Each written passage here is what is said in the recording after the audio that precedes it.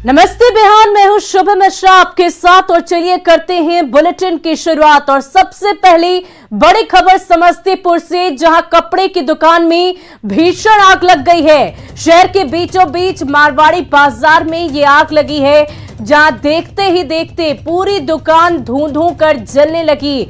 साथ ही साथ आसपास के इलाके में इस पूरी घटना से हड़कंप मच गया। फायर ब्रिगेड की 4 गाड़ियों ने घंटों की मशक्कत के बाद आग पर काबू पाया। तब तक दुकान के अंदर रखे सारे कपड़े और दूसरे सामान जलकर पूरी तरह खाक हो गए। आग शहर के प्रसिद्ध कारोबारी गोपाल तनेजा की दुकान में लगी थी। बताया ये जा रहा है कि ये आग शॉर्ट सर्किट की वजह से लगी है, जिसकी चपेट में कई और दुकान भी आ गए हैं। तो ये बड़ी खबर आपको समस्तीपुर से बता रहे हैं, जहां आग से इलाके में हड़कंप मच गई। प्रसिद्ध कारोबारी गोपाल तनेजा की कपड़े की दुकान में शॉर्ट सर्किट की वजह से ये आग लगी। इसके अलावा आसपास के दुकान को भी नुकसान पहुंचा है। भीषण आग की तस्वीर इस वक्त आपकी स्क्रीन पर है। आप देखिए किस प्रकार धू धू कर ये दुकानें जल रही है। घंटों की मशक्कत के बाद फायर ब्रिगेड ने इस आग पर काबू पाया।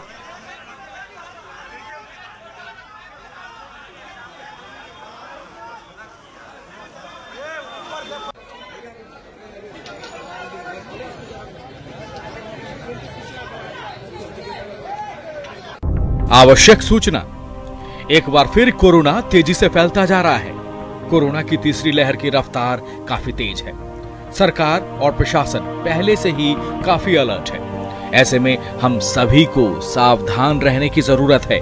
सरकार ने कई तरह की पाबंदियां लगाई है। हम सभी कोरोना को रोकने के लिए इस प्रयास में सरकार और प्रशासन का साथ दें। हम ऐसा कुछ भी नहीं करें जिससे कोरोना की रफ्तार बेकाबू हो जाए। हम सोशल डिस्टेंसिंग का पालन करें, हमेशा मास्क का इस्तेमाल करें, बार बार साबुन से हाथ धोएं और सैनिटाइजर का इस्तेमाल करें। याद रखें, हम मिलकर लड़ेंगे, तभी कोरोना हारेगा। और कोरोना की तीसरी लहर सुनामी की तरफ बढ़ रही है। डेल्टा के बाद ओमिक्रॉन ने लोगों को डराया और अब तो नए नए वेरिएंट ने पूरी दुनिया भर में दहशत फैला रखी है। बिहार सरकार ने कोरोना के बचाव के लिए एहतियातन कदम भी उठाए हैं और इसके नतीजे भी सामने आ रहे हैं। ऐसे में जरूरत है कि हम ज्यादा सावधान रहें, सरकार के निर्देशों का पालन करें और अफवाहों पर ध्यान कतई ना दें।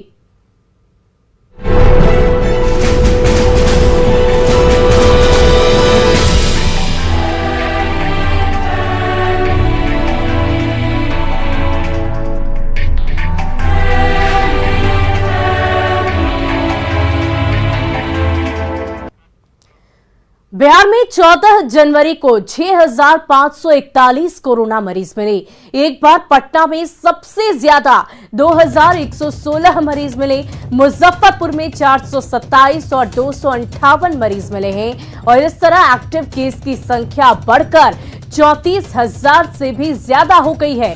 इनमें से 13,000 से ज्यादा सिर्फ और सिर्फ पटना में ही है। अच्छी बात यह है कि 99% कोरोना पॉजिटिव होम आइसोलेशन में हैं और ज्यादातर लोग एसिम्प्टोमेटिक है, यानी कि उन्हें माइल्ड इन्फेक्शन हुआ है। तो बिहार में कोरोना का अपडेट हम आपको बता रहे हैं। कुल मिलाकर 6,541 नए मरीजों की पुष्टि की गई है। साथ ही साथ इस प्रकार एक्टिव केस की संख्या बढ़कर 35,000 के पार हो गई है और 99% मरीज ऐसे हैं जिन्हें हॉस्पिटलाइजेशन की नहीं बल्कि होम आइसोलेशन में ही रहकर वो ठीक हो रहे हैं। और अब देखिए कि बिहार में कैसे कोरोना की रफ्तार तेजी से बढ़ी है। 10 जनवरी की बात कर लें तो 10 जनवरी को ये आंकड़ा 4,737 था। इतने कोरोना पॉजिटिव मरीज पाए गए थे। 11 जनवरी को ये आंकड़ा और भी ज्यादा बढ़ा, 5,908 संक्रमित मरीजों की पुष्टि की गई। 12 जनवरी को ये आंकड़ा बढ़कर 6,413 हो गया। 13 जनवरी को पॉजिटिव मरीजों की संख्या थोड़ी कम होकर 6,393 रही, लेकिन 14 जनवरी को ये संख्या बढ़कर 6,541 हो गई है। यानी कि लगातार ये ग्राफ इस बात का संकेत दे रहा है कि कैसे कोरोना संक्रमित मरीजों के आंकड़ों में लगातार बढ़ोतरी देखने को मिल रही है। और बिहार में कोरोना की रफ्तार बढ़ती ही जा रही है। पिछले 3 दिनों में लगातार 6000 से ज्यादा पॉजिटिव मरीज मिल रहे हैं। एक्टिव केस की संख्या 34,000 के पार कर दी गई है, लेकिन लोगों की लापरवाही है कि कम होने का नाम ही नहीं ले रही।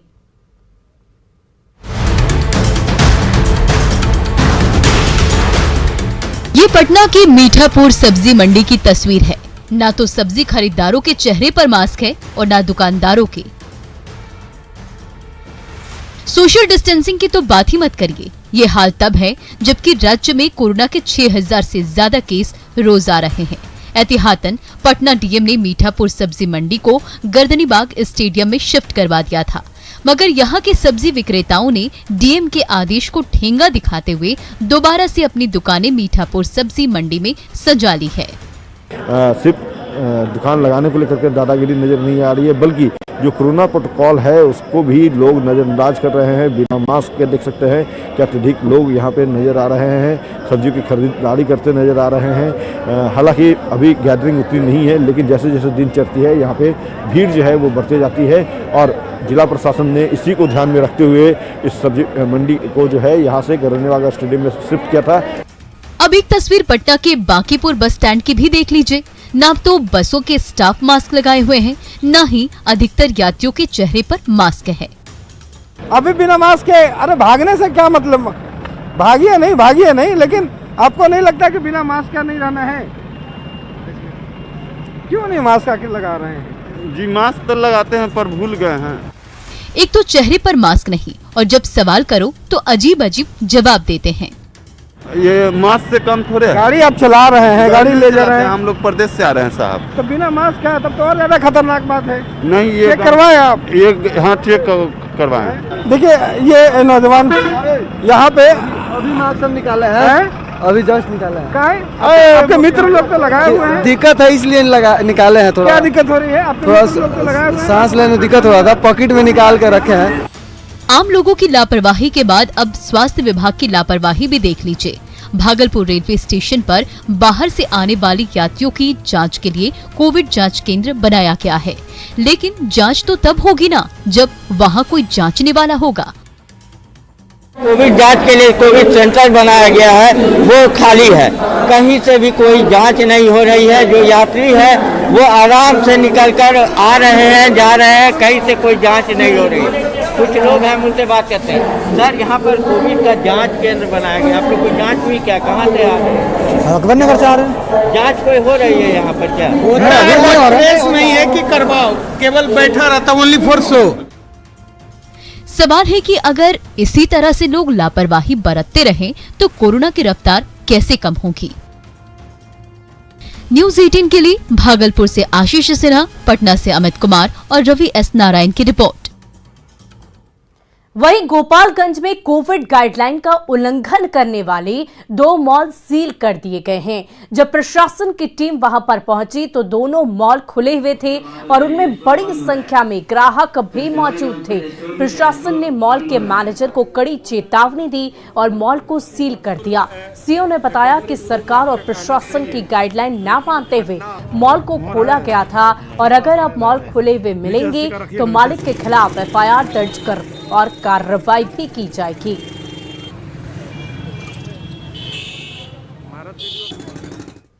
वहीं राजधानी पटना में भी दुकानदार कोरोना गाइडलाइन की धज्जियां उड़ा रहे हैं। रात 8 बजे के बाद भी दुकानें खुली रखी जा रही है। ऐसा ज्यादातर उन इलाकों में है जो मुख्य सड़क से दूर है। जिला प्रशासन ने ऐसे दुकानदारों के खिलाफ सख्त रवैया अपना लिया है।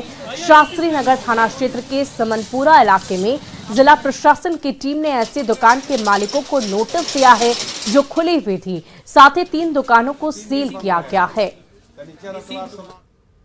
8 बजे के बाद निकले। साथ में जैसे आप लोग देख भी रहे थे कि किस तरह से कुछ दुकान खुली हुई थी समनपुरा एरिया में, जिसको हम लोगों ने नोटिस दिए 3 दिनों के लिए, बंद भी करवाए और वो 3 दिनों के लिए बंद भी रहेंगे। उसके बाद फिर वो खोलेंगे। अगर आगे फिर वो खोलते हैं, इस तरह की गलती करते हैं तो फिर आगे की कार्रवाई की जाएगी। वहीं मुंगेर में ठंड के साथ साथ नाइट कर्फ्यू भी जारी है। ऐसे में चोर उचक्कों के लिए सुनहरा मौका मिल गया है। हालांकि दुकानों की सुरक्षा की जिम्मेदारी स्थानीय थाना की होती है, जो रात्रि में गश्ती के दौरान बाजार और दुकानों की रक्षा कर सके। इसी कड़ी में जिले में रात्रि पुलिस गश्ती का क्या हाल है, जाना संवाददाता अरुण शर्मा ने। मैं मौजूद हूँ जमालपुर के बयाट मोड़ पे। ये वही चौक है जो यहाँ के व्यवसाय का मुख्य स्थान है। यहाँ पे कई दुकानें हैं, जो कपड़ा व्यवसाय, दवा व्यवसाय के अलावा जितने भी व्यवसाय हैं सभी का मुख्य दुकान इसी जगह पे है। यहाँ पे जो सुबह का जो माहौल होता है वहाँ काफ़ी जो भीड़ भरा इलाके में होता है। आप देख सकते हैं कि पुलिस की जो नाइट गश्ती है, नाइट पेट्रोलिंग है, जो वह निकली हुई है, ताकि 8 बजे के बाद जो नाइट कर्फ्यू लगा हुआ है, दुकानें बंद हो गई हैं, उन दुकानों को कैसे बचाया जाए है क्या व्यवस्था?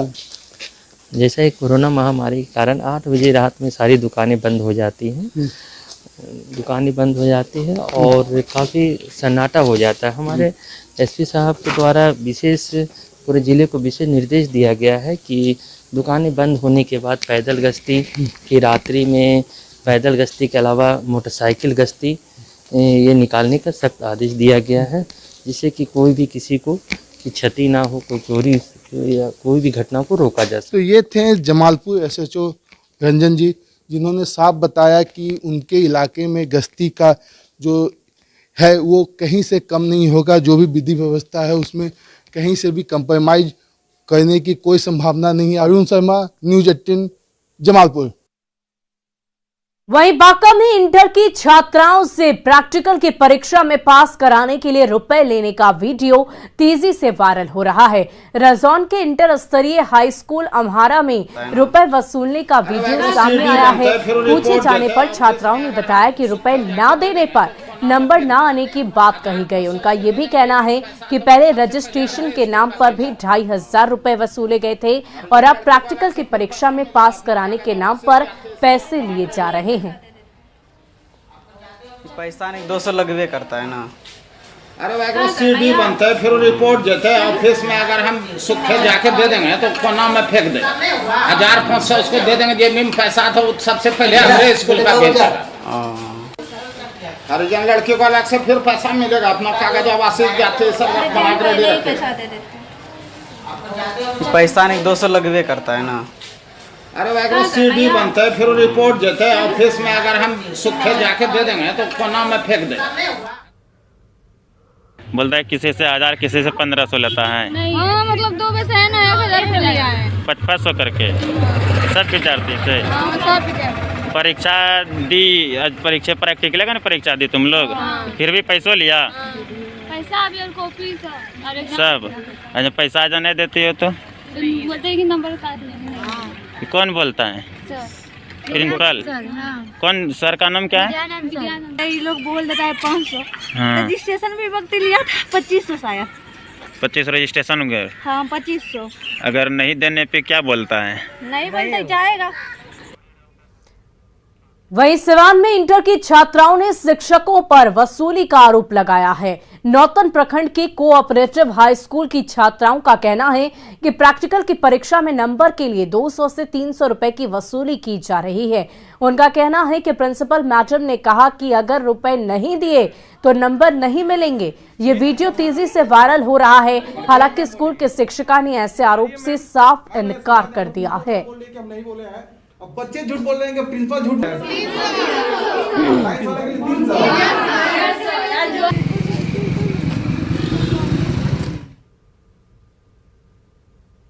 हम लोग के सामने पैसा जमा हो रहा है। हम लोग नहीं, हम लोग 100 रुपया लाए थे तो हम लोग को रिटर्न गए घर, तो आज लेकर आए हैं पूरा। और देखिए पैसा लेकर आए हैं। और देखिए ये कहने के बावजूद भी वो सीधा झूठ बोल रहे हैं कि हम लोग पैसा देखिए। हमसे तो कोई बात ही नहीं हुआ है। अभी हम आकर के शिक्षक लोगों से बात कर रहे हैं। कल का बात है। तो जो भी ये लड़कियां कह देंगे वही बात सही हो जाएगा। आपके स्कूल की लड़कियां ना, आप बताइए। आप नहीं सुन रहे हैं? क्या चीज? पैसा नहीं ले रहे हैं? नहीं। वहीं रिटायर्ड आईएएस और लेखक दया प्रकाश सिन्हा के सम्राट अशोक की तुलना मुगल शासक औरंगजेब से करने पर बिहार में सियासी उबाल है। बीजेपी ने जहां पटना में दया प्रकाश सिन्हा के खिलाफ मामला दर्ज कराया है, तो जेडीयू दया प्रकाश सिन्हा से पद्मश्री वापस लेने की मांग पर अड़ी है।